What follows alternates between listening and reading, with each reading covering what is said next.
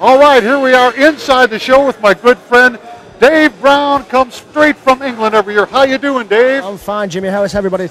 Everything's going fine. This is the beginning of the show, everybody. Now look, something went on this year. You might be wondering what this piece is right here.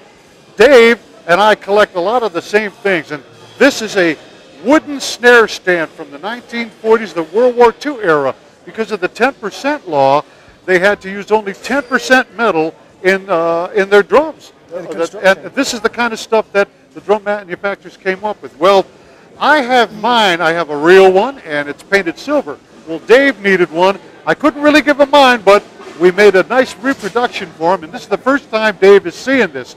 So I thought I'd present it to you, Dave, at the show.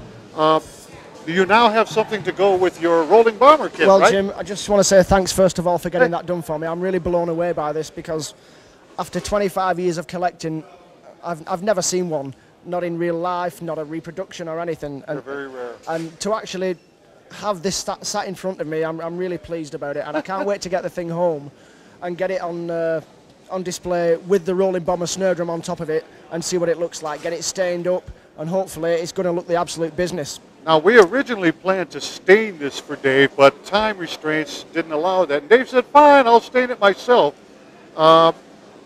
I'm not sure if we used oak. Now, there's a guy that I know down where I live who does this kind of stuff for me. Right. He originally made some rolling bomber lugs, spot-on copies, and I knew this was a job for him. Yeah. And really, this is not an easy thing to make, you guys. If you see, these are just basically dowels that he used, but they're all exact replicas of the original.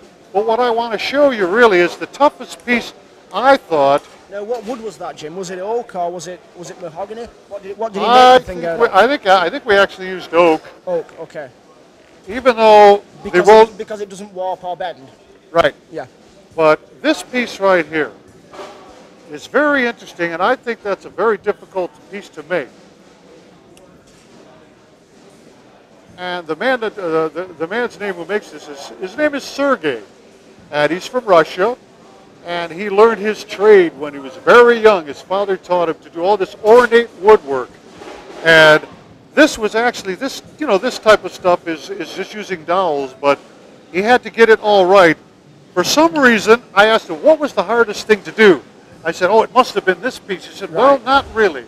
No. And you wouldn't think getting the curve on the legs or getting all this at the right angle? He said the hardest piece to do was this hole? This cone-shaped hole right here in the base, and I don't know why, but he just said that's the hardest thing for him to do. He had to make his own.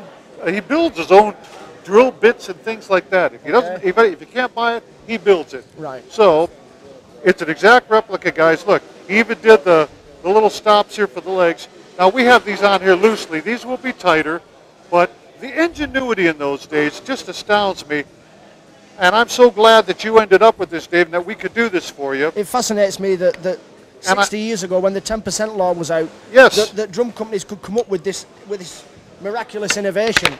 I'd like you to. Watch me break it before you even get it back to England.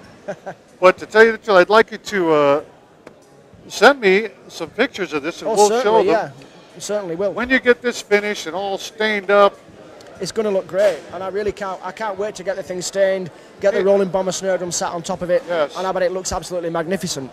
Even though I've assembled it incorrectly, but here you go, guys, a reproduction, an exact reproduction of let's put a year on this.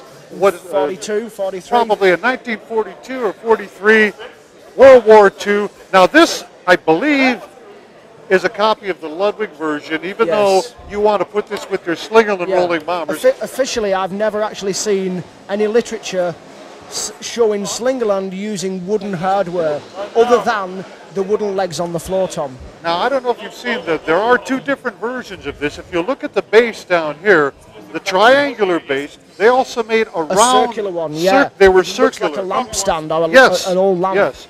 I don't know if those are different years or what. But I don't know. But I've never seen a Slingerland in any Slingerland literature using wooden snare drum stands or hi-hat stands. I've seen them in Ludwig catalogues, but never Slingerland. Maybe the 10% law didn't extend to using wooden hardware. Who knows? Could very well. If anyone else out there knows any different, let us know. We'd like to hear about it. But to tell you the truth, I, like you, have never actually seen the snare stand. We've seen the bass drum pedals, and they also made hi-hat stands, of which I have seen, and I may have some footage to show you. I have to dig through my archives, but we've got someone we're going to show you a little later, and you know who it is. His name is Mike Corrado. Everybody knows him. He's going to actually show us his wooden bass drum pedal. I wouldn't trust him. I wouldn't trust him in any way, shape, or form. We'll get back to VintageDrumsTalk.com. The show's just beginning. Here's a cool stand, and Dave Brown now owns it. We'll be back, you guys, with the rest of the show. See you in a little bit.